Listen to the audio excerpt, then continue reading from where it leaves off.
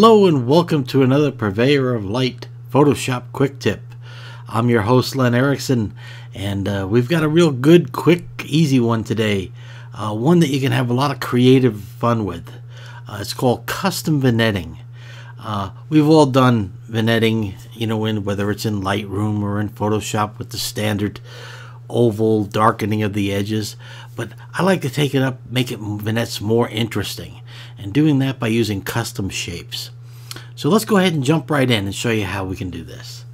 Okay, so here we've got a nice portrait here of a pretty lady, and the first thing I'm going to do is I'm going to jump over down and select custom shape. So I come from the menu here and I pull down custom shape, and that's going to open it up.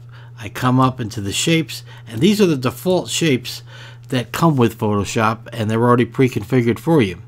So you can just go ahead and pick which one you want, and in this case I'm going to pick this nice little explosion one, and then I'm going to just click and drag and blow it up as big, and you'll notice I'm making it much larger than the canvas. And now we're just going to reposition this to where I want the vignetting, okay? And you're going to see I'm going to make a very interesting shaped vignetting here, which is going to be a really nice effect. And if I wanted to, I could transition it, retransform it, okay, and reposition it till I'm happy to where the vignetting is going to be. So I position that in place where I'm happy, and now I go from here. I now have an extra layer now with the shape on it. Okay, so the next thing I need to do is click on the original background layer, okay, and then I need to come back up to the shape layer, but this time I need to hold the command key down on a Mac and click with the mouse, and that will actually cause the selection of the shape to be highlighted. And you can see I have the marching ants here, so this shape has actually been selected. Now with that, I can go ahead and turn off the visibility of the shape so we can see what we're doing here. And you can see I have nothing more than a selection of the shape of this explosion, and now I need to turn around and look at it. So if I turn around and I put a quick mask on, you can see exactly what the thing is going to look like, and it's very harsh, very sharp edges, and that would look terrible for vignetting. So what we need to do is we need to soften it, okay? And in order to soften it, we're going to have to blur it. So the first thing I want to do is, I don't want to darken her with a vignette. I want to do every area except for the center of her here. So in order to do that, I go to select and I inverse my selection. Now you can see that we're selecting everything but her face, and you can see there we have reversed our selection. So now, okay, this is the areas in the red mask is the areas that are going to be vignetted or darkened, okay?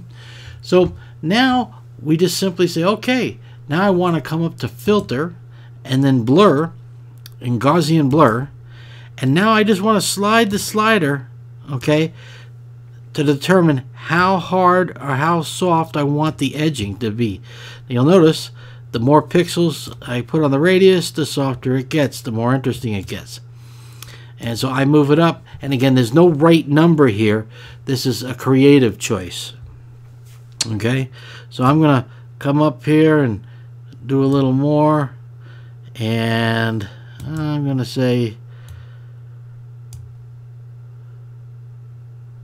388, 341. I'm going to say 224 is what I like. Okay, so I hit OK, and now I have what is going to be my vignetting. And you can see it's nice and softened, and everything is going to blend in nice. Nothing's going to be harsh. So I can go ahead and turn off the visibility of the quick mask here, and now I have that very soft selection. Now believe it or not, we're almost done.